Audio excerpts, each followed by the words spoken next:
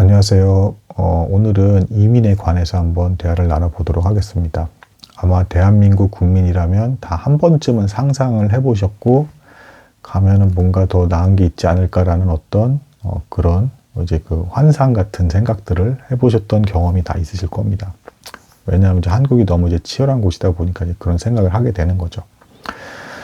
근데 어쨌든 이민 열풍이 한번 불었고 지금은 이제 잠잠한 어떤 그런 시기에 접어드는 것 같은데, 그때 수많은 이제 사람들의 생각과 가고 온 거에 이제 성공했다라고 말하는 사람들이 있고 실패했다 말하는 사람들이 있고 하는데, 이거에 대한 어떤 나름의 어떤 공통된 결론들이 조금씩 정리가 되는 시점인 것 같아요. 참고로 저도 한번 고민했던 기간이 있었고, 심지어 이런 책까지 읽었고, 당시에 이제 유튜브 영상 정말 많이 봤었습니다. 그런 것들을 토대로 해서 한번 제가 좀 대화를 나눠볼게요. 일단 1차적으로 이민이 그냥 도피성으로 가는 게 아닙니다. 그러니까 누가 내 옆에 있는 사람이 누군가 간다라고 할 때 너무 우리나라 사람들은 단편적으로 일반화시켜서 그냥 살기 힘들어서 가나 보다 뭐 이렇게 생각을 하는데, 단순히 그런 건 아니고요. 여러 가지 이제 복잡한 이유들이 있어요. 그리고 어떤 사람들은 이제 환차익에 의해서 이제 노후를 지금 가진 돈 가지고 베트남이나 이런 데 가서 살면 좀 낫지 않을까 생각하시는 분들도 있고요. 젊은 사람들 같은 경우에는 아예 내가 마음에 드는 나라에 가서, 한국에 있으면 결혼하기도 너무 힘들고 취업도 힘드니까 거기서 취업을 하고 내가 거기에 있는 그 나라 사람과 이제 결혼을 하겠다라는 생각을 갖고 있는 사람들도 있어요. 그리고 이제 제가 지금 방금 보여준 이 책 같은 경우는 자녀 문제 때문에 이제 그 이민을 결정하신 분의 이야기예요. 먼저 권장드리고 싶은 거는 영상과 책을 다 본 사람의 입장에서 책이 훨씬 낫다. 왜냐하면 아주 디테일한 부분, 금전적인 부분까지 다 계산돼서 상세하게 다 나와 있어요. 영상으로 다 올리기에는 너무 분량이 길어져서 차마 말 못하는 부분까지 책에 아주 일목요연하게 잘 이제 정리가 되어 있는 경우가 많다. 이 책을 쓰신 분은 대기업을 일하시다 실직을 하게 되셨고, 그 와중에 자녀의 인생까지 생각을 해보니까 자녀가 불행할 것 같다 싶어서 캐나다에 간 경우예요. 근데 이제 아주 적나라하게 솔직하게 얘기하는 부분이 또 어떤 게 있냐면, 만약에 유튜브에서 얘기를 하면 막 악플 달릴 것에서 무섭기도 하잖아요. 근데 이제 이 책을 이제 쓰신 분이 이제 뭐 이런 표현들 아주 이제 솔직하게 이제 표현해 주셨는데, 이민자들에게 묘한 섭섭한 마음을 주는 나라가 한국이다. 뭐 이제 이런 표현을 해요. 왜 그러느냐?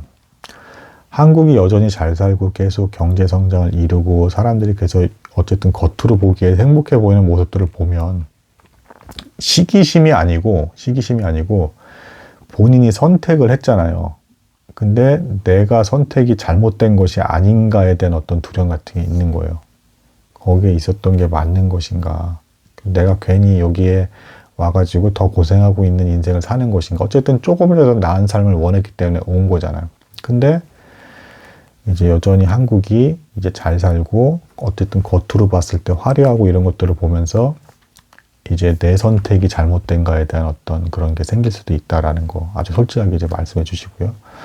교육 때문에 이분은 갔어요. 이제 자녀 교육. 왜 그러냐면 이제 다 아시겠지만 우리나라 같은 경우 이제 어릴 적부터 금방 이제 학원에서 뺑뺑이를 돌아야 되고, 뭐 입시를 통과해야 돼, 또 취업을 뭐 죽기 살기 또 해야 되고, 취업을 또 죽기 살기 회사를 가면 또 엄청난 업무 강도가 기다리고, 그래서 이분도 대기업에서 일하신 분이기 때문에 내내 공부하고 일만 하다가 별로 인생에 대한 낙을 누리지도 못하고 생각할 시간도 별로 누리지도 못하고 그냥 지나가 버리니까 그게 너무 가혹한 것 같다.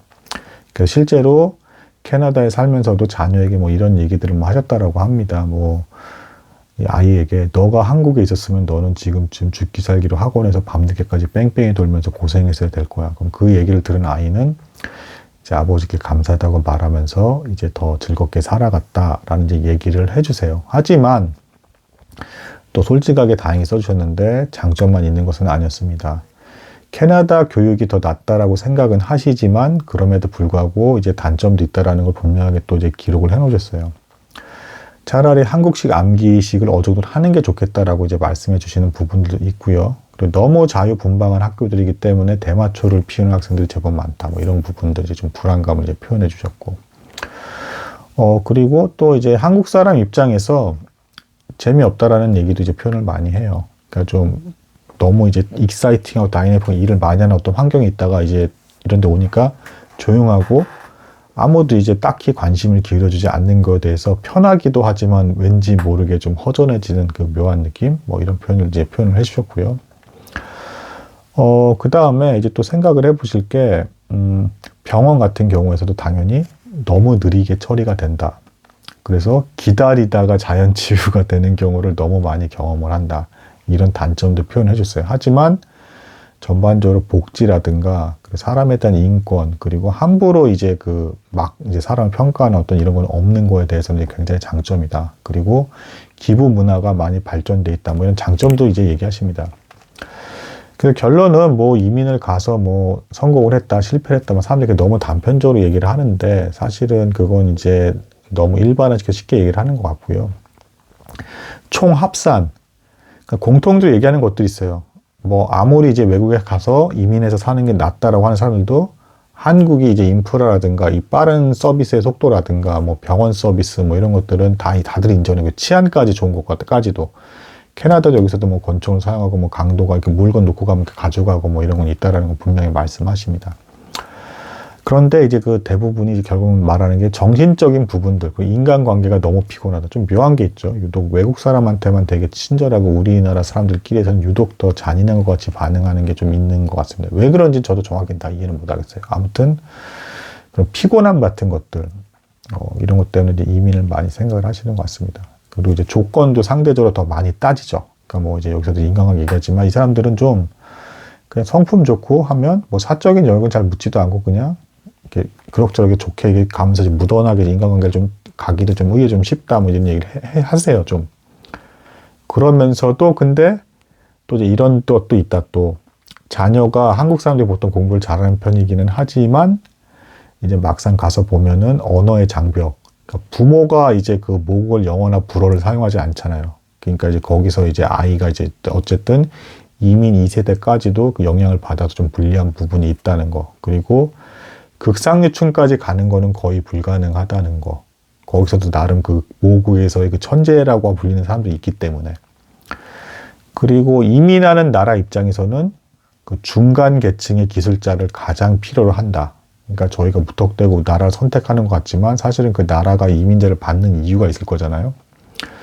중간 계층의 기술자가 보통 희소하고 부족하기 때문에 최상위 엘리트나 이런 건 이제 그 모국에서의 상류층들이 주로 하고 이제 어떤 이런 사람들이 뽑는다는 거. 그리고 아주 잘 나가는 사람들은 어차피 캐나다에서도 뭐 CEO나 정치인을 하고 의외로 이제 뭐 의사나 이제 이런 부분도 굉장히 좋은 직업인 건 맞는데 우리나라만큼 이제 각광을 받는 직업은 아니라는 거. 뭐 이런 차이점도 좀 알려주고 있고요.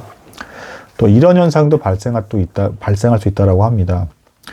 한국의 좋은 점과 이 캐나다의 좋은 점 두 가지를 다 누리고 싶어서 이제 박쥐 형태로 살아가게 되다가 이제 금전적인 큰 손실을 보고 애매하게 살아가게 되는 어떤 그런 사람도 존재한다라고 합니다. 근데 아무튼 이제 개인의 입장에서 이제 만족도를 결국은 이제 뭐 성공을 했다 실패했다 좀 말을 하게 된다고 한다면 총합산이 그래도 내 스타일에 모국에 있을 때보다 낫다라고 하면은 이민을 간 게 이렇게 잘하신 걸 테고 반면에 한국에 있는 게 차라리 낫다라고 한다 그러면 돌아와서 계시는 게 낫겠죠. 그리고 여기서 한 가지 더 우리나라 사람들 특유의 좀 그런 거 있잖아요. 그러니까 뭐 뭔가 실패한 것 같다라고 한다 그러면 너 탓이야 다. 그러니까 무조건 뭐 이런 식으로 얘기하는 거 있잖아요. 사실은. 근데 냉정하게 얘기를 하면은 사회 탓도 분명히 다 존재하는 경우들이 많고 내 탓만 있는 건 사실 아니잖아요. 그러니까 그 사람들도 어떤 그런 이민을 가게 된 어떤 그 배경에 있어서는 어떤 그런 정보도 잘 없는 상태에서 애매하게 두리뭉실하게 방황했던 어떤 사람들이 많았을 테고 그 상황에서 뭐 길을 정확히 뭐 우리는 뭐 입시 외에는 뭐 다른 길을 하나도 만들어 놓지 않지 않았습니까? 사회적 책임도 분명히 존재한다라는 거죠. 그리고 또 한편으로는 지금 제가 이것을 말하면서 말씀드리고 싶은 핵심 주제가 하나가 더 있습니다. 어차피 인생이라는 게 뭐 실패라고도 이제 하시는 분들도 있겠지만 스스로 생각할 때 이래도 후회 저래도 후회라는 게 있다라는 겁니다. 또 안 가봤으면 안 가봤을 때로 이제 만약에 이민에 대한 열망이 너무 크셨던 분이라고 한다 그러면 안 가봐서 계속 후회가 나시는 부분도 있었을 거고 갔다 오셔서 분명히 견문은 넓어지셨을 거예요. 많이 배우신 것이 있을 겁니다. 그리고 가서 거기서 적응을 잘해서 만족감 있게 사시는 분이 또 계시다라고 한다 그러면 그 선택은 역시 또 이제 대단히 잘하신 걸 테고요. 그래서 여담으로 추가로 이제 붙여서 좀 얘기를 해보겠습니다. 그 주성치 아시죠? 그 홍콩 스타 주성치. 그 사람이 지금 60이 넘었는데 자기 인생을 후회한다라고 합니다.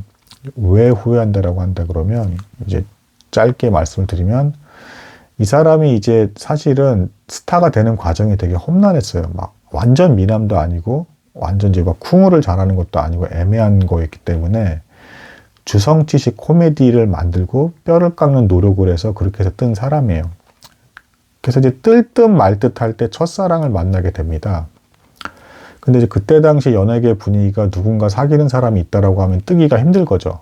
그래서 먼저 심지어는 여자 쪽 연예인이 이제 주성치에게 같이 결혼해서 살자라고 했는데 이 주성치가 하필 또 왜 그렇게 표현했는지 모르겠지만 미쳤어라고 말을 했다니까 더 잔인하게 찬 거죠. 뭐 헤어지게 된다 하더라도 너무 예의가 아닌 거잖아요. 사실은 이제 뭐 본인이 뭐 마음이 어렵다면 솔직하게 얘기하면 되잖아. 뭐 내가 여기서 뜰 것 같으면 차라리 그냥 미쳤어라는 표현 좀 너무했죠, 솔직히. 어쨌든 그래서 두고두고 후회하는 그 일을 해서 자기는 이제 인생을 후회한다라는 얘기를 해요. 그 뒤에 이제 주성치가 만났던 뭐 연문서로 있던 사람도 있었는데 뭐 정확히는 다 이제 사귀었는지 안 사귀었는지 애매하고 뭐 흐지부지하고 그 사람의 영화를 보면 그 첫사랑에 대한 그걸 잊지 못해서 계속 후회하는 장면들이 나오는데 제가 말씀드리고 싶은 건 근데 이거예요. 뭐 첫사랑을 선택해야 후회가 없는 거냐 그걸 지금 말씀드리는 게 아니라 만약에 그러면 주성치가 첫사랑을 선택을 하고 연예인에서 성공을 못했다라고 한다 그러면 후회가 없겠냐라는 거죠. 그러니까 이미 문제도 비슷해 보인다라는 거죠. 이래도 후회, 저래도 후회니까. 그리고 어떤 게 더 큰 나에게 후회를 줄지는 막상 가보지 않고는 도저히 알 수가 없는 거니까. 후회하지 마시고 현재 인생에 대해서 잘 사시고 그리고 추가로 이제 하나만 더 말씀을 드릴게요. 꼭 또 이제 이민을 가는 것만 정답이 아니라 인간관계라든가 이 경쟁이 너무 힘들어서 그런 고민하고 계시는 분이라고 한다 그러면 이거 다 지금 결론적으로 공통적으로 다 얘기하는 부분이에요. 한국에서 무시하고 누가 뭐라 하든 무시하고 그냥 마음 편히 살 수 있는 멘탈을 가지셨으면 외국 갈 필요가 없다. 그러니까 무조건 외국만 가는 게 정답인 것도 아니라는 겁니다. 그래서 오늘의 결론 이래도 후회 저래도 후회라는 게 어차피 인생이기 때문에 지나간 일에 대해서 이랬으면 덜 후회하지 않았을까라는 생각을 그냥 하지 마시라. 그리고 해봤다면 그게 실패인 것처럼 보여도 아쉬울 건 없다. 뭐 이런 부분들. 그리고 남이 막 뭐라고 하고 이런 문화가 우리나라 굉장히 강한데 근데 그거 무시할 수 있으신 분이면 굳이 외국 나가실 필요는 없다. 이런 정도로 알려드리고 이제 여러 가지 정보와 함께 이제 알려드렸습니다. 다양한 각도에서 뭐 이미 외국에 사시는 분들이 많으니까 훨씬 하시고 싶은 말들이 이제 말씀들이 이제 많으신 분들이 있을 수 있을지 모르겠는데 지금 시점에서 제가 나름의 책을 통해서 정리한 내용을 그냥 짧게 이제 언급해 드리는 겁니다. 최선의 선택을 하시고 가장 행복한 길들을 걸어가시려 애쓰시되 잘못된 것 같더라도 절대 많은 후회는 없으셨으면 좋겠습니다. 이야기 들어주셔서 감사합니다.